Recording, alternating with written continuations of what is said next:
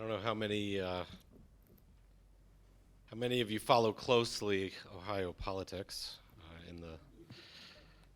I know we all follow it broadly, but we shouldn't say politics. We should say laws that are being debated at the moment. Two bills that have come up this year that you may have seen in the news. One is Ohio Bill 454. The short title for it is the SAFE Act. Save Adolescents from Experimentation is the acronym.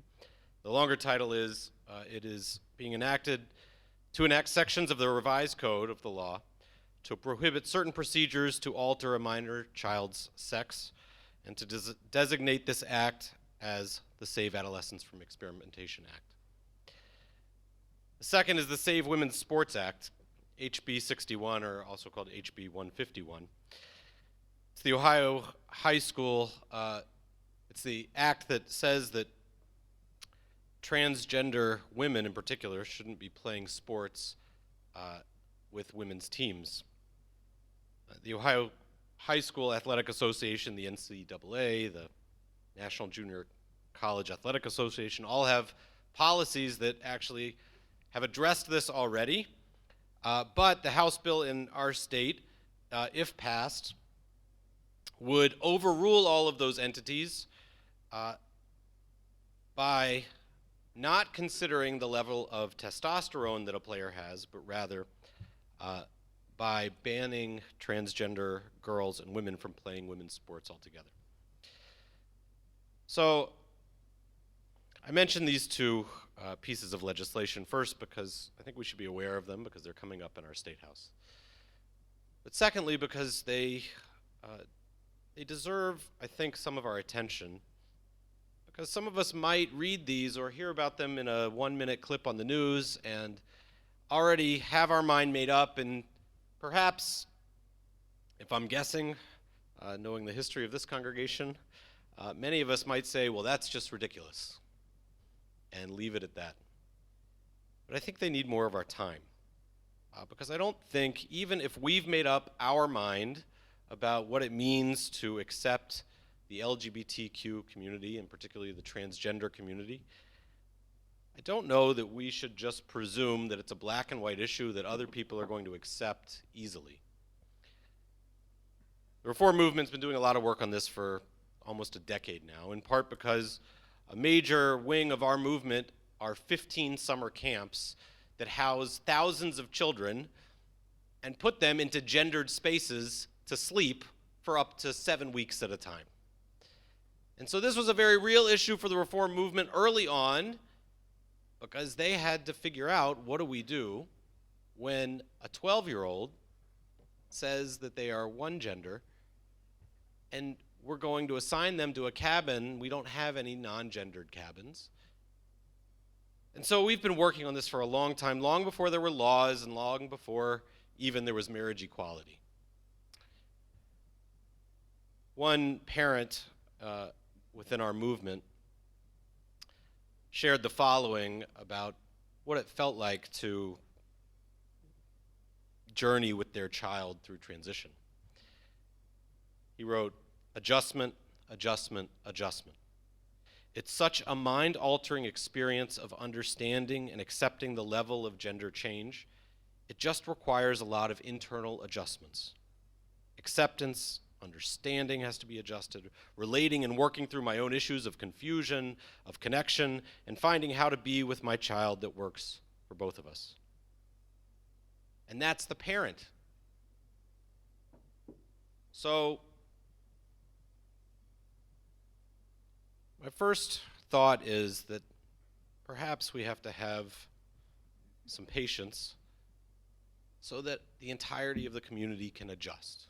It doesn't mean that we accept bigotry or we accept prejudice, but maybe we don't just walk away and say, well, that's just wrong. Maybe we help people adjust to what the new normal is becoming and what it should be. That's my sense as to how we need to give more time to this issue. The second part is, what do we do for ourselves? How much adjusting do we need to do? Can we see a person and not just their gender?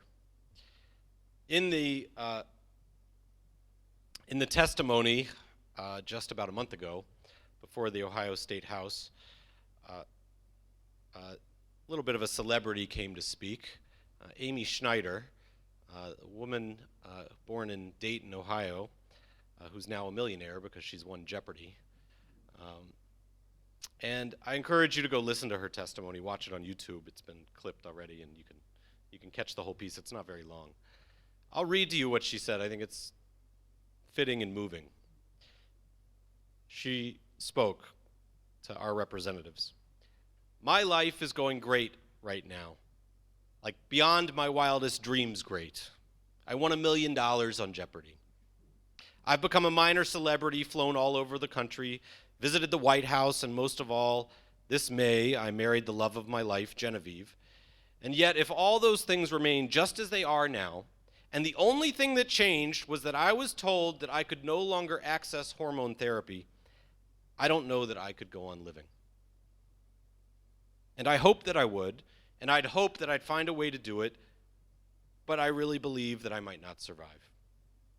The best metaphor that I've come up with is that it's as if from the moment I was born, there was this quiet alarm going off in the back of my head.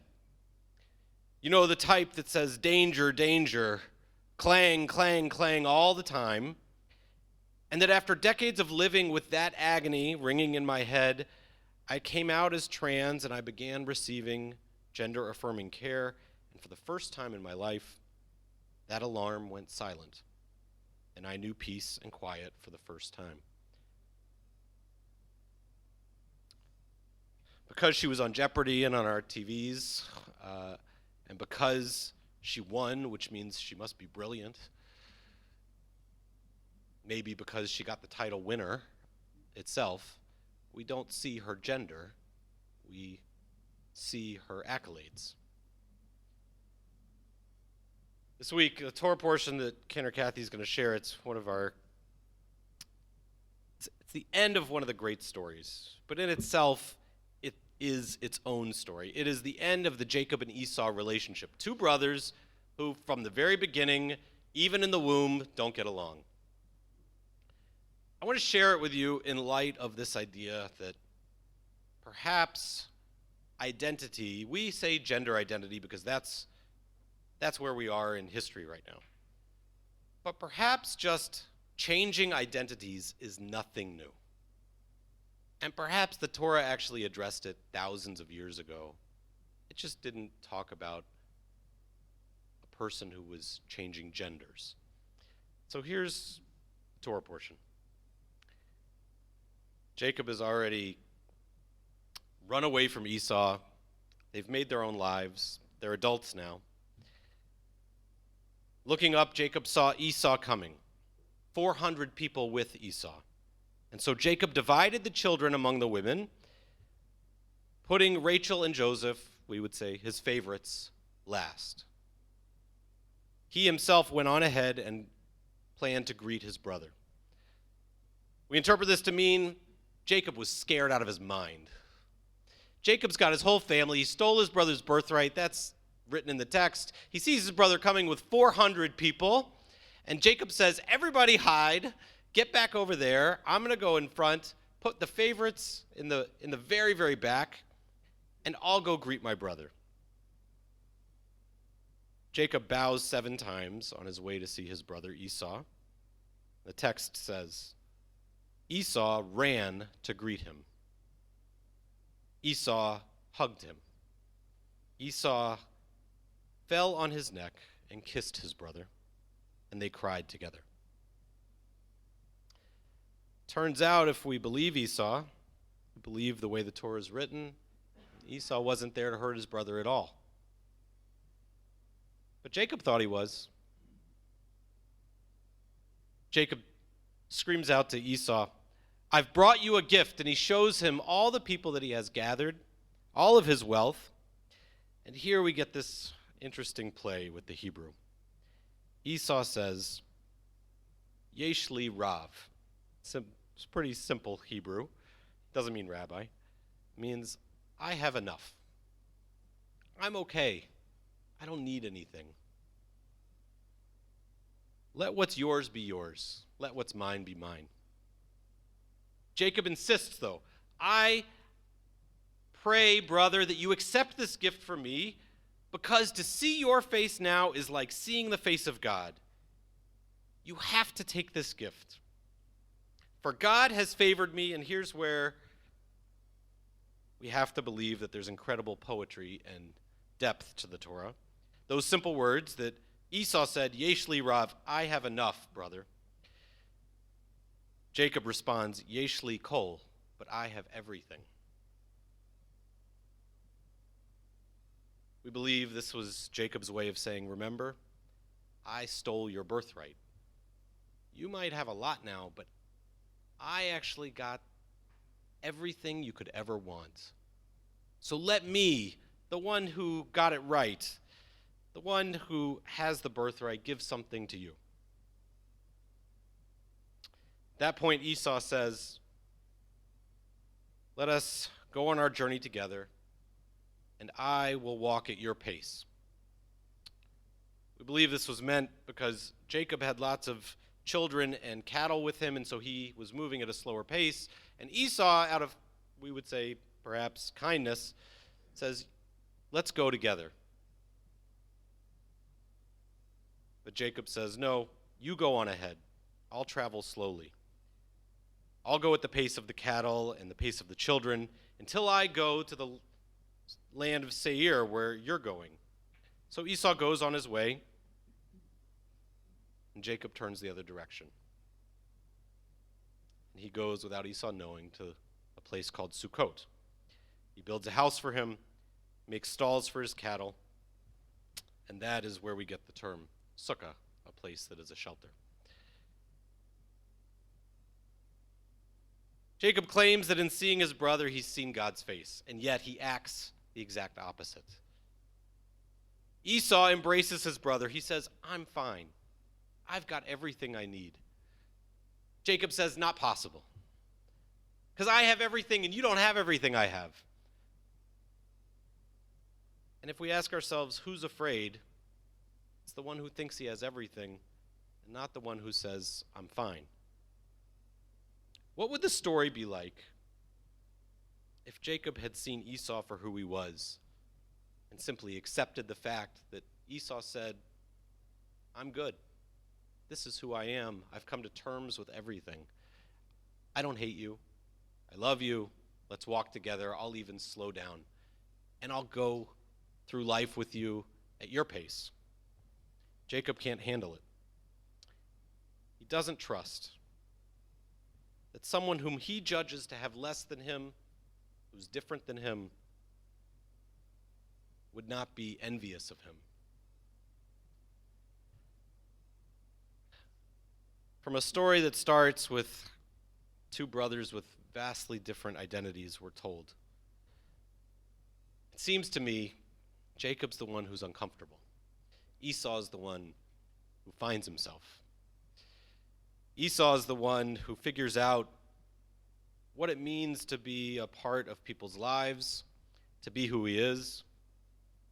Jacob says that he sees God in Esau, but it seems to me it's actually Esau who sees God in Jacob. That, for us, I think, is often the medicine or perhaps the practice that we have to use in looking at each other. We get to be adults, and we might say we've got too much baggage. We think that because of what we have and what somebody else doesn't have, that somehow it's not an equal playing field, that it just won't work. But I would remind us that's not how we start out life. I want to share in closing a prayer that I've always liked. I've never thought of it in this context. It was written by Rabbi Harold Schulweis for parents at the birth of a child. In a way, I think perhaps it's misplaced to be a birth. What if this was what we said about how we see people in today's world? What if this was the way in which we approached how we embrace and welcome and accept transgender kids and adults and athletes in our state? The way that we look at a newborn child. It reads, "We are not born enough. When we were first born, we were not aware. God has given us another birth, a miracle of life out of body and soul of us both. Flesh of our flesh, blood of our blood, drawn from the marrow of our bones. Here before us a unique being, unlike any created in this world, a mystery of possibilities. Who knows what talents, what virtues, what dreams lie dormant in this tiny body of a soul? This much we know. This infant held in our arms, this child upon whom we smile, gives us wordless joys, opens for us dreams of tomorrow's tomorrow. For tomorrow has a different significance and a different meaning now. This infant enters our lives. We rise to greet the child with blessing. Baruch haba b'shem Adonai. Blessed are you who comes in the name of the Lord. Blessed be you who brings us the promise of blessing." I hope we'll pay attention to the discussions that are happening in our State House. I hope that we'll add our own voices as they've been asking for testimony in the same way that others have added their voice, even though we may not be Jeopardy champions. It offers a human face. And if we succeed, I think we'll be able to say with authenticity that what we saw was a divine image in another human being, not somebody lesser than ourselves. Amen. With the divine image as a standard, we now get to celebrate our friends, the Krakauers, as we invite Shelley and Art up to our bema and before our ark. We'll open our ark and we'll invite everyone to stand as we'll offer them a blessing and then pass the Torah to them. As we walk around our sanctuary, we can offer our own little blessings as they carry our Torah and as they'll bless our Torah in a moment.